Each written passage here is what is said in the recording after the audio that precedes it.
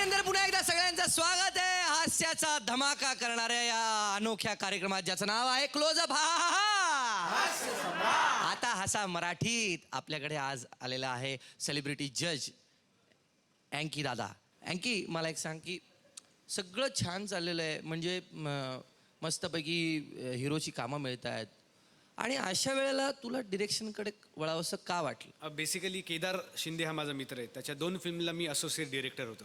आणि बहुतेक त्यामुळे पूर्वीपासून मी त्याच्यावर मदतीला असल्यापासून मला आवडायचं डिरेक्शन हा प्रकार.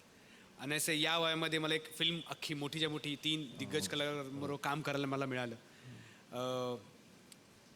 वळणं असं म्हणता येणार, मी वर्षाला एखादी फिल्म करेन, पण ॲक्टिंग मी चालू ठेवेन. मेन फोकस हा ॲक्टिंगवरच असेल. आणि काल मी ऐकलं ना की प्रभातला जो काल मुहूर्ताचा पहिलाच शो झाला आणि प्रचंड गर्दी त्या 3:30ला ती गर्दी जमलेली. ती गर्दी जमलेली बघायला पुण्यातले लोक जमले होते. बर, आता आपण आपल्या पुढच्या परफॉर्मरला बोलूया. येतोय कोल्हापुरी बाज असलेला रांगडा. असं म्हणजे त्याच्या देहयष्टीकडे बघून नाही वाटत, पण परफॉर्मन्स त्याचा तगडा असतो. येतोय संतोष शिंदे. प्रत्येक वेळी व्यक्तीला एक स्वतःच्या चुकांबद्दल काहीतरी कारण आर्ग्युमेंट्स देण्याची सवय असते. असाच एक आमच्या या चौकामध्ये सतत एक पिंडकराम, म्हणजे तुमच्या भाषेत बेवडा, दारुडा सतत येत असतो. त्याला काही विचारलं तर काहीतरी कारणं त्याची तयार असतात. आज जरा त्याची खेचूया.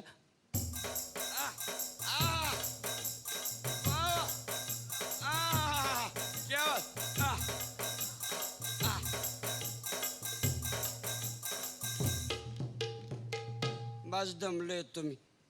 थांबा, जरा तुमची मुलाखत घ्यायची आहे आम्हाला. मुलाखत माझी? नाही नाही नाही, चाललो मी. चेष्टा करताय तुम्ही. अहो, कॅमेरा आणलेला आहे, ते बघा. कॅमेरा कॅमेरा तोंडावर मार, तोंडावर. हां, बरं, तुम्हाला काही प्रश्न विचार की काय विचारायचं विचार. नाही, मला एक सांगा, तुम्ही दारू दिवसातून किती वेळा पिता? येडे गे, दारू किती वेळा वगैरे काही नाही, दिवसभर मी पितच असतो. नाही, म्हणजे मला एक सांगा, तरी हे व्यसन साधारण तुम्हाला कधीपासून लागलं? आता कसं आहे, त्याची एक मोठी कहाणी आहे. कसं झालं, आमचे एक बाबा होते. हां, नाही, काही संख्या चुकीची नाही. आमचे एक बाबा होते, त्यांचा एक कारखाना होता. एकच? तुमच्या बाबाचा एक तरी होता? नाही ना, कॅमेरा धर आणि तोंडावर मार. तर मला काय म्हणायचं होतं, आमचे एक बाबा होते, बाबांचा एक कारखाना होता. कारखान्यामध्ये 100 कामगार कामाला होते. किती? 100. तर काही दिवसांनी आमचे बाबा गेले. त्यानंतर काय झालं, तो कारखाना मी चालवायला घेतला आणि काही दिवसांनी दारूनं मला चालवायला घेतलं. अरे रे रे, अरे रे रे नाही, पुन्हा मग कारखाना बंद पडला. अरे रे, अरे अरे रे रे नाही, त्यात पण एक समाजकार्याचा हेतू होता. विचार कसा कसा, तो ससा हे, तो असा.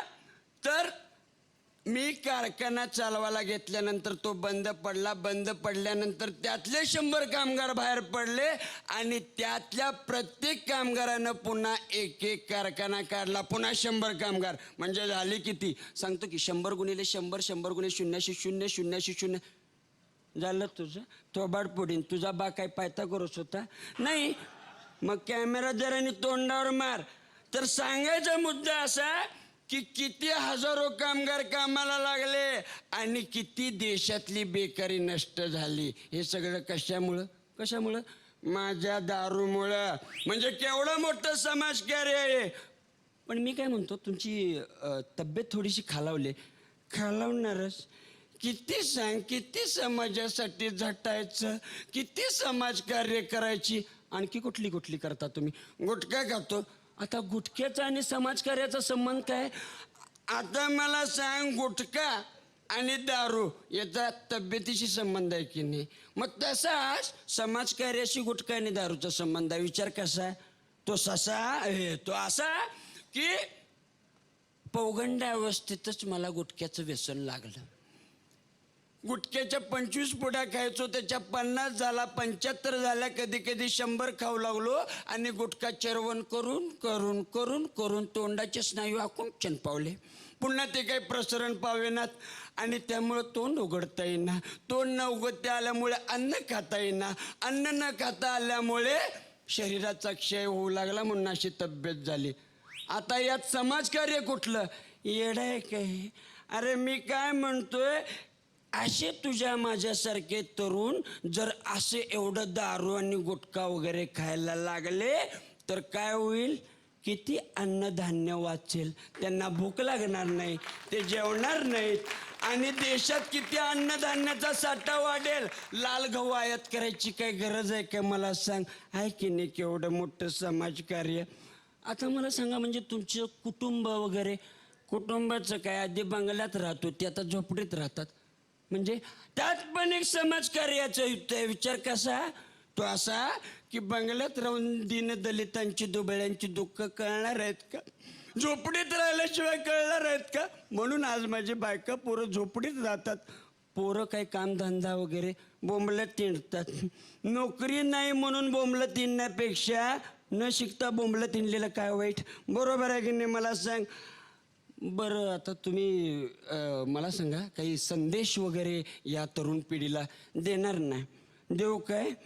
हे 1 2 साडे माडे 3 दारू प्या वा वा, अरे दारू प्या वा वा, अरे दारू प्या, रेमटून प्या, देशी विदेशी दारू प्या, अरे दारू प्या, रेमटून प्या, देशी विदेशी दारू प्या, अरे दारू प्या, रेमटून प्या, देशी विदेशी दारू प्या, देशी प्या वा वा, विदेशी प्या वा वा, देशी प्या विदेशी प्या, ती नाही मिळाली तर गावठी प्या पण दारू प्या, रेमटून प्या, देशी विदेशी दारू प्या. अरे आई बाप बोंबलत जाऊ देत, वा वा वा वा वा, आई बाप बोंबलत जाऊ देत, बायका पोरं भीक मागू देत पण दारू प्या, रेमटून प्या, देशी विदेशी दारू प्या, रे दारू प्या, रेमटून प्या, देशी विदेशी दारू प्या.